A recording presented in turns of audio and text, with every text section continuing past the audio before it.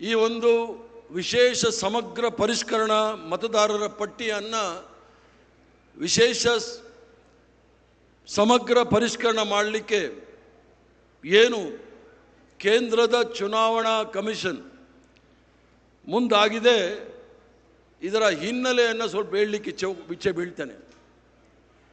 ನಾವು ಇವತ್ತು ಮೈಸೂರು ನಗರದಲ್ಲಿ ಬಂದಿರತಕ್ಕಂಥದ್ದು ಯಾವುದೇ ರಾಜಕೀಯ ಕಾರ್ಯಕ್ರಮಕ್ಕಲ್ಲ. ಭಾಳ ಜನ ಹೇಳಿದ್ರು, ಸರ್ ನೀವು ಒಬ್ಬ ಹೊಸದಾಗಿ ಅಧ್ಯಕ್ಷರಾಗಿದ್ದಾರೆ, ಸ್ವಲ್ಪ ನಿಧಾನವಾಗಿ ಬನ್ನಿ ಅಂತ ಹೇಳಿ. ನೀವೆಲ್ರಿಗೂ ಸಹ ಮತದಾರರ ಹಕ್ಕಿದ್ರೆ ತಾನೇ ನಾನು ಮುಂದೆ ಬರೋಕ್ಕಾಗೋದು ಅಥವಾ ಕಾಂಗ್ರೆಸ್ ಪಕ್ಷ ಚುನಾವಣೆ ಎದುರಿಸೋಕ್ಕಾಗೋದು. ಆದ್ದರಿಂದ ಇದು ರಾಜಕೀಯ ಕಾರ್ಯಕ್ರಮ ಅಲ್ಲ. ಅದಕ್ಕೋಸ್ಕರ ಜನಜಾಗೃತಿ ಮೂಡಿಸ್ಲಿಕ್ಕೋಸ್ಕರ ಈ ಮೈಸೂರು ನಗರದಲ್ಲಿ ಸಾಂಸ್ಕೃತಿಕ ನಗರಿ ಅಂತ ಏನು ಹೇಳ್ಕೊಳ್ತೀವಿ, ಮೈಸೂರು ನಗರದಲ್ಲಿ ಇದು ಕೇವಲ ಅರಮನೆಗಳ ನಗರ ಅಲ್ಲ.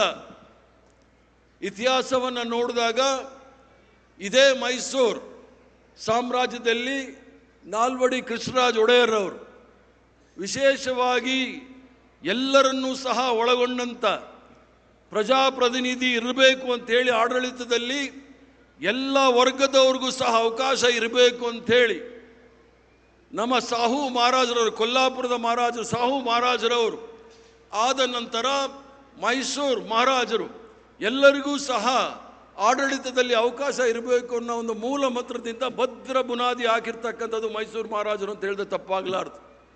ಇವತ್ತು ಆ ಮೈಸೂರು ನಗರದಲ್ಲಿ ನಾವು ಬಂದು ಈ ಒಂದು ಮೈಸೂರು ನಗರದಲ್ಲಿ ಕೇವಲ ಪ್ರಜಾಪ್ರತಿನಿಧಿ ಮಾಡಿದ್ರು ಅಂತ ಅಲ್ಲ, ಸಾಮಾಜಿಕ ನ್ಯಾಯ, ಎಲ್ಲರಿಗೂ ಸಹ ಶಿಕ್ಷಣ ಮತ್ತು ಯಾವುದೇ ರೀತಿಯ ಭೇದ ಭಾವಗಳು ಇರ್ಬೋದು ಅಂತೇಳಿ. ಯಾಕಂದರೆ ಬರೀ ಶ್ರೀಮಂತರಿಗೆ ಮಾತ್ರ ಇದ್ದಂಥ ಶಿಕ್ಷಣವನ್ನು ಹಿಂದುಳಿದ ವರ್ಗದವರಿಗೆ, ದಲಿತರಿಗೆ, ಆದಿವಾಸಿಗಳಿಗೆ, ಅಲ್ಪಸಂಖ್ಯಾತರಿಗೆ ಎಲ್ಲರನ್ನೂ ಸಹ ಒಳಗೊಂಡಂಥ ಆಡಳಿತವನ್ನು ಕೊಟ್ಟಂಥ ಮಹಾನ್ ಆಡಳಿತಗಾರ ನಾಲ್ವಡಿ ಕೃಷ್ಣರಾಜ ಒಡೆಯರು.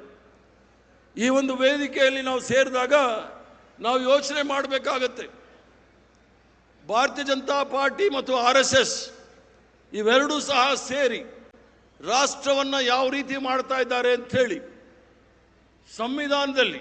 ಯಾಕಂದರೆ ಮಹಾರಾಜರಿದ್ದ ಸಮಯದಲ್ಲಿ ಮತ ಚಲಾಯಿಸಲಿಕ್ಕೆ ಅವಕಾಶಗಳು ಯಾರಿಗಿತ್ತು ಅಂದರೆ, ಬ್ರಿಟಿಷರ ಕಾಲದಲ್ಲೂ ಸಹ ಯಾರು ತೆರಿಗೆ ಕೊಡ್ತಾರೆ ಅವರು ಮತ ಚಲಾಯಿಸ್ಬೋದಿತ್ತು, ಯಾರು ಶ್ರೀಮಂತರಿದ್ದಾರೆ ಅವರು ಮತ ಚಲಾಯಿಸ್ಬೋದಿತ್ತು, ಯಾರು ಅಧಿಕಾರಿಗಳು ಆ ಸಾಮ್ರಾಜ್ಯದಲ್ಲಿ ಯಾರ್ಯಾರು ಕೆಲಸ ಮಾಡ್ತಾರೆ ಅವ್ರಿಗೆ ಅಧಿಕಾರಗಳಿತ್ತು. ಬಾಕಿ ಯಾರಿಗೂ ಸಹ ಶೂದ್ರರಿಗೆ, ದಲಿತರಿಗೆ, ಆದಿವಾಸಿಗಳಿಗೆ ಅವಕಾಶಗಳೇ ಇರಲಿಲ್ಲ, ಅವಕಾಶ ವಂಚಿತರಾಗಿದ್ದರು. ಆದರೆ ನಮ್ಮೆಲ್ಲರ ಪೂರ್ವಜರು ಸ್ವಾತಂತ್ರ್ಯ ಹೋರಾಟದ ನಂತರ ಏನು ಒಂದು ಸಂವಿಧಾನವನ್ನು ನಮಗೆ ಕೊಟ್ಟಾಗ, ಈ ಸಂವಿಧಾನದಲ್ಲಿ ಮೊಟ್ಟ ಮೊದಲನೇ ಬಾರಿಗೆ ಅದು ಸಂವಿಧಾನ ಸಭೆಯಲ್ಲಿ ಚರ್ಚೆ ಆದ ನಂತರ ಸಂವಿಧಾನದಲ್ಲಿ 395 ಅನುಚ್ಛೇದ ಆರ್ಟಿಕಲ್ ಇರ್ತಕ್ಕಂಥ ಈ ಒಂದು ಇಡೀ ಪ್ರಪಂಚದಲ್ಲೇ ದೊಡ್ಡ ಸಂವಿಧಾನದಲ್ಲಿ ಈ ದೇಶದ ಚುನಾವಣಾ ಕಮಿಷನ್ ಏನಿದೆ ಅದಕ್ಕೆ ಸ್ಪೆಷಲ್ ಆಗಿ ಆರ್ಟಿಕಲ್ 324 ಆ ಸಂವಿಧಾನದ 324ರಲ್ಲಿ ಚುನಾವಣೆ ನಡೆಸಲಿಕ್ಕೋಸ್ಕರ ಚುನಾವಣಾ ಎಲೆಕ್ಷನ್ ಕಮಿಷನ್ ಮಾಡಿರ್ತಾರೆ. ಅದರ ಜೊತೆಗೆ ಆರ್ಟಿಕಲ್ 325 ಅದರಲ್ಲಿ ಭಾಳ ಸ್ಪಷ್ಟವಾಗಿದೆ, ಒಂದು ಜನರಲ್ ಎಲೆಕ್ಟ್ರಲ್ ರೋಲ್ಸ್ ಇರಬೇಕು ಅಂತ ಹೇಳಿ.